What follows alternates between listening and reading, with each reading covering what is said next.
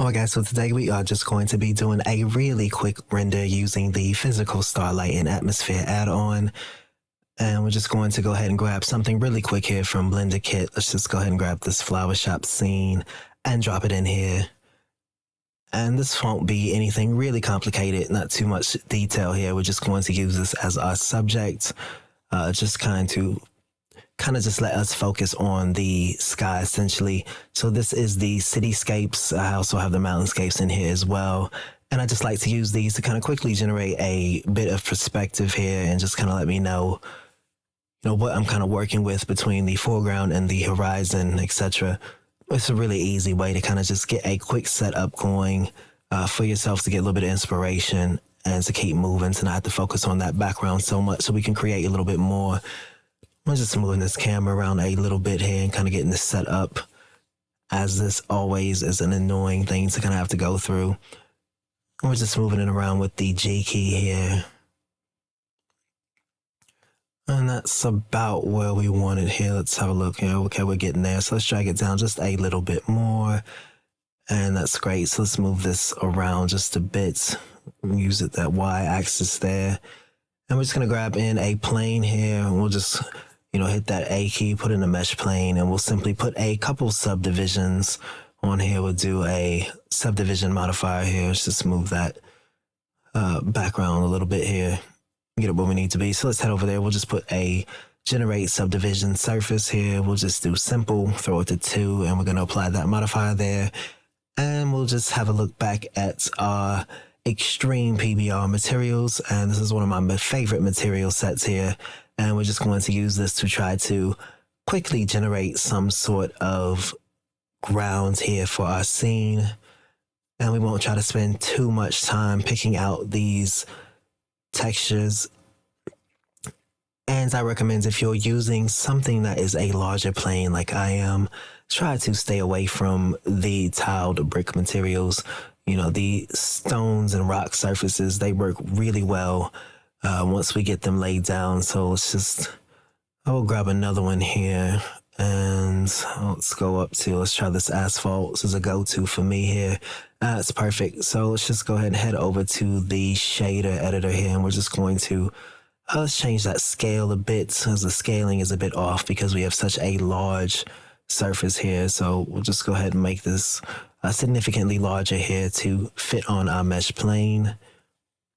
And I'm just going to apply a little bit of parallaxing to this material as well, just to give myself a little bit more height and realism inside of this one. I'm using super texture for this, and this just quickly throws in a parallaxing node with everything that you need directly into your shader setup, and it will plug it up for you. So we just made a quick few adjustments here, and we'll just leave it as it is, as that's pretty much good enough here. So let's have a look over to our physical Starlight, so we can start to generate this atmosphere. And you just simply click add atmosphere, and once you've done that, you'll see you have a list of presets to go through. And these are all just amazing presets, and they're not too overdone, so you have such a vast array of options that you can go to once you've kind of set up a preset. And as you see here, we just took a preset, drops it in, and just simply moved our background into place, and we already have something that is pretty good to start with. So we'll just go through a few more of these. I'll hit the Mars here, and just, look at that. That's just absolutely incredible. Just an excellent mood right away, one click.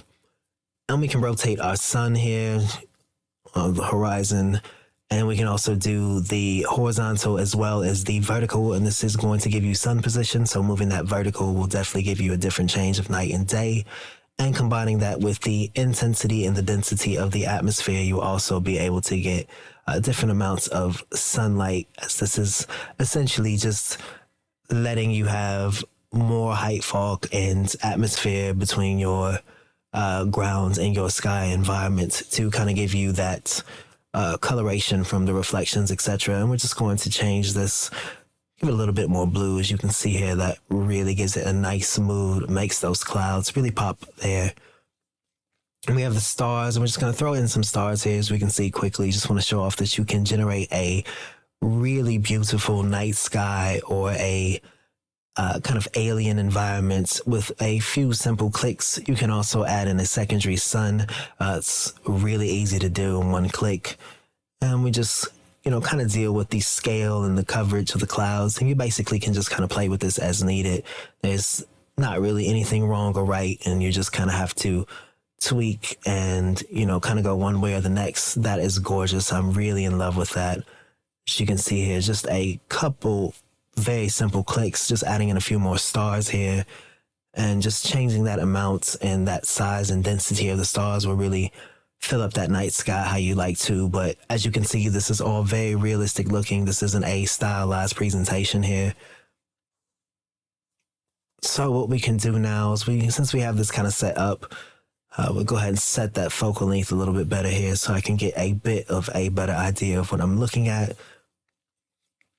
And that's about right there. As you can see, that background really looks really, really good with the combination of the cityscapes as well as the atmosphere. As you can see, we are basically using cityscapes, atmosphere, and one asset. And this has created a scene for us that quickly.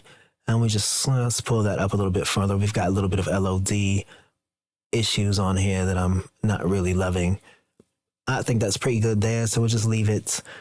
And the next thing we'll probably do here is, I may change a few more things here and just kind of play with the sky a bit more, just to kind of show off how quickly we can get different environments and different lightings. And just, as you can see, just with our clouds staying in the same place, we just had all of those different amazing looks.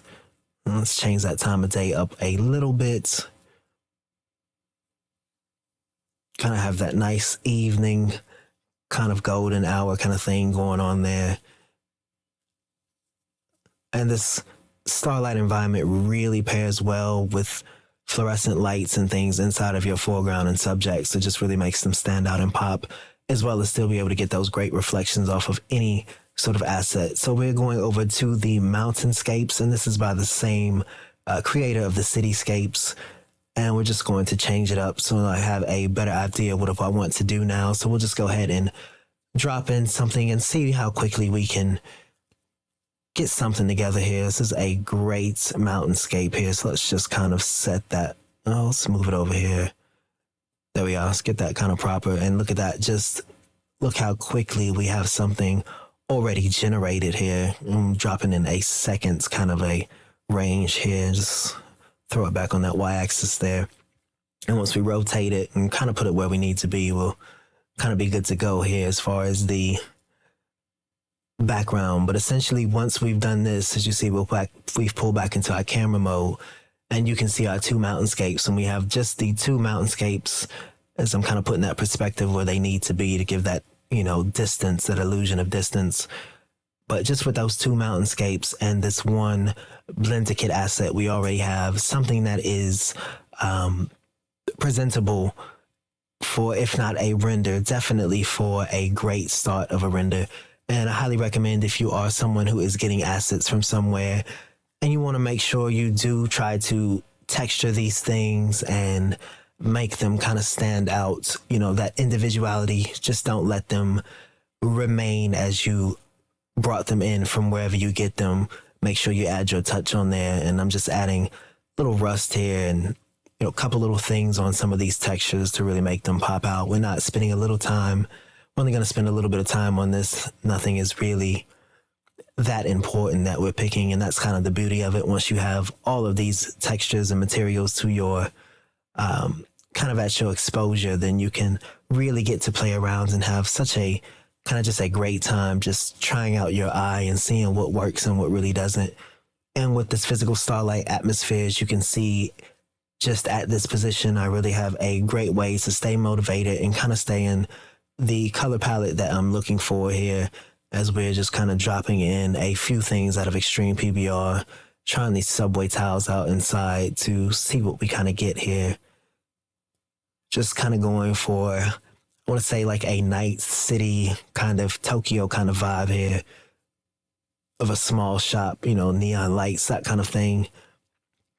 And just that lonely kind of shop there is a really great thing to kind of make that background and the atmosphere stick out, since this is what really this video is about here. So kind of went through all of these steps that you really need to know in order to kind of quickly generate something with the physical Starlight and atmosphere add-on. I highly recommend purchasing this add-on, as it is definitely in my top 3 add-ons of everything I've purchased. And I've purchased hundreds and hundreds of add-ons and pretty much tried everything on the market. And I guarantee you that if you put this inside of your purchase, just like I did, once I purchased this add-on, it has been used in every single render that I need or scene that I need that involves some sort of outdoor landscape. I highly recommend going to pick this up. And if you do pick this up or any of the other add-ons you want inside of this video, make sure to head to that link down below in the description, as they are affiliate links, and those links will directly help out the channel. And we are just, kind of seeing what else we can do here. Just a couple little small finishing touches, just to try to make it, like I said, a little bit more individual and put my little touch and spin on there, just so I can at least say I wasn't completely lazy. But that's it for this one. If you like this video, please make sure to hit that like button and the subscribe button and click that notification bell, as it helps our channel tremendously. And if you want to stay up to date with all of our videos on Blender add-ons, Unreal Engine add-ons, make sure to click that notification bell and check down below in that description as well for a link to all our stores, so you can also purchase some of our assets and materials from all your favorite 3D sites such as ArtStation, Unreal Engine, and the Blender Market. So that's it for this one. And as always, until next time, take care of yourselves and each other.